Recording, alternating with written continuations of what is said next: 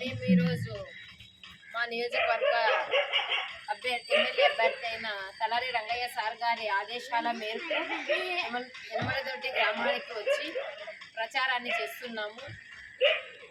మన తలారి రంగయ్య సార్ గారిని అత్యధిక మెజార్టీతో గెలిపించుకోవాలి. రాబో కాలంలో మన కళ్యాణ నియోజకవర్గానికి అభివృద్ధి అనేది చేసుకోవాలంటే మనం అత్యధిక మెజార్టీతో మన రంగయ్య సార్ని గెలిపించుకోవాలని ప్రతి ఒక్కరికి తెలియజేస్తున్నాము. మన జగనన్న ఎన్నో సంక్షేమ పథకాలని ప్రతి గడపకు కూడా చేశారు. పింఛన్ అయితేనేమి, అమ్మఒడి అయితేనేమి, రైతు భరోసా అయితేనేమి, చేయూత అయితేనేమి, అన్న చెప్పిన నవరత్నాలు అన్నీ కూడా ఏదో ఒక నవరత్నం ఏదీ లేకుండా ప్రతి ఇంటికి కూడా ఏదో ఒక నవరత్నం అయితే వస్తూ ఉంది. మహిళలకి ముఖ్యంగా చెప్పుకోవాల్సిన మహిళల గురించి, మహిళలకి ఏ ప్రభుత్వంలో కూడా ఎవరు కూడా ఇంత పెద్దపీట వేయలేదు. కానీ మన జగనన్న వేశారు. 50% రిజర్వేషన్ తెచ్చారు. చరిత్రలో ఒక తిరుగులేని ఘట్టంగా మిగిలిపోయింది ఈ విషయము. అలాంటి జగనన్నను ఎక్కడైతే స్త్రీలు గౌరవింపబడతారో అక్కడ దేవతలు పూజింపబడతారు అన్నారు.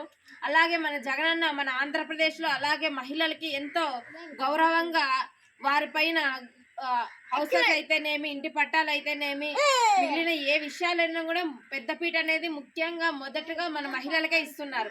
అలాంటి జగనన్నను మన ప్రతి ఒక్కరు కూడా మన అమూల్యమైన ఓటుని వేసి మన జగనన్న మళ్ళీ అత్యధిక మెజార్టీతో ముఖ్యమంత్రిగా గెలిపించుకోవాలి. మరియు మన తలారి రంగయ్య సార్ని కూడా మనం గెలిపించుకోవాలి అని అందరికీ తెలియజేస్తున్నాము. శంకరనారాయణ ఎంపీ సార్ను కూడా మనం మెజార్టీతో గెలిపించుకోవాలి. ఇవే మన జగనన్నకి ఇచ్చే బహుమానాలు. మన వాళ్ళని గతంగా 10 ఏళ్ళుగా టీడీపీ వాళ్ళు ఉన్నారు, ఎక్కడ కూడా ఏ అభివృద్ధి చేయలేదు. కానీ ఇప్పుడు వాళ్ళు మేము అది చేస్తాం, అమ్మఒడి మేము ఇస్తామన్నారు. కానీ ఇంతకుముందు ఇదే విషయంలో కూడా మనకేమన్నారు, అమ్మఒడి ఇస్తా అన్నారు, ఇన్ని నవరత్నాలని డబ్బుని వృధాగా వ్యక్తం చేస్తున్నారు, ఇది శ్రీలంక అయిపోతుంది, అది ఇది అన్నారు. కానీ ఏది మళ్ళీ మీరెందుకు మళ్ళీ మీ మేనిఫెస్టోలో అమ్మఒడి ఇవన్నీ ఇస్తామంటున్నారు? మరి మేము చేసిన పని మీరెందుకు చేయాలనుకుంటున్నారు? మళ్ళీ మీరు గత 10 ఏళ్ళుగా మీరు ఉన్నారు కదా, మీ హయామీలో మీరు ఎందుకు చేయలేదు? ఇప్పుడు మేము చేసే కార్యక్రమాలు మీరు అప్పుడే చేయాల్సిండ్రి. మా జగనన్న అభివృద్ధి చేస్తున్నారు కాబట్టి అటువంటి సంక్షేమ పథకాలు మీరు ఓర్చుకోలేక, గ్రామాలు అభివృద్ధి పడతా అంటే మీరు ఓర్చుకోలేకనే కదా మా జగనన్న మీద ఇట్లా 3 పొత్తుల మీదుగా వస్తున్నారు. మీరు సింగల్గా మా జగనన్న ఎదుర్కొనే శక్తి లేక మీరు 3 పొత్తుల మీద వస్తున్నారు. మీకు శక్తి ఉన్నట్లయితే ఇండివిజువల్గా పోటీ చేయాల్సిండ్రి. ఎందుకు మీరు ముగ్గురు బీజేపీ మరియు టీడీపీ, జనసేన అని ముగ్గురు కలిసినారు పొత్తులుగా? మా జగనన్న అలాగే కాదు కదా, సింహం సింగల్ గానే వస్తుంది, జగనన్న కూడా సింహం సింగల్ గానే వస్తుంది. అలాగే ఉంటాడు మా జగనన్న కూడా. రాబో కాలంలో కూడా మా ముఖ్యమంత్రి జగనన్నే అవుతారు.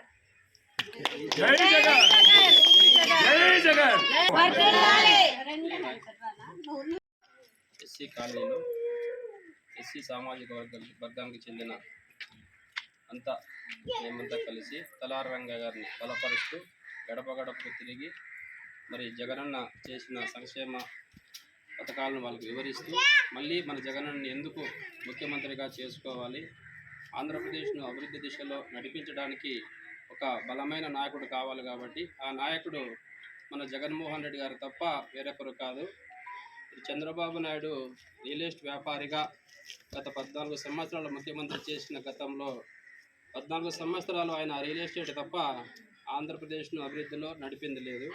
కాబట్టి మన జగన్మోహన్ రెడ్డి గారు కింద స్థాయి నుంచి నా ఎస్సీ, నా బీసీ, నా మైనారిటీ, నా దళితులంతా కలిసి నన్ను ముఖ్యమంత్రిగా చేసినారు. కాబట్టి వాళ్ళ కుటుంబాలను రైతుని, మహిళా సాధికారతను, మరి అభివృద్ధిని, ఆరోగ్యము, విద్య పెద్దపీట వేస్తూ మరి మనందరికీ అన్ని సామాజిక వర్గానికి న్యాయం చేస్తూ వచ్చాడు. కాబట్టి మళ్ళీ మనం జగన్మోహన్ రెడ్డి గారిని సీఎం చేసుకోవడానికి, అలాగే మా జగన్మోహన్ రెడ్డి ఆదేశాల మేరకు ఇక్కడ పోటీ చేసినటువంటి తలారి రంగయ్య సార్ గారు చాలా విద్యావంతుడు, సౌమ్యుడు, కష్టాలు తెలిసిన వ్యక్తి, కష్టాలను తీర్చడానికే మన కళ్యాణదుర్గానికి వచ్చాడు. కాబట్టి అలాంటి వ్యక్తిని ఎంతైనా మనము అత్యధిక మెజార్టీతో గెలిపించి ఎమ్మెల్యేగా మనం జగన్మోహన్ రెడ్డి గారికి ఒక బహుమానంగా ఇవ్వవలసిందిగా కోరుకుంటూ ప్రతి ఒక్కరిని అదే అభ్యర్థిస్తూ మా ప్రచారంలో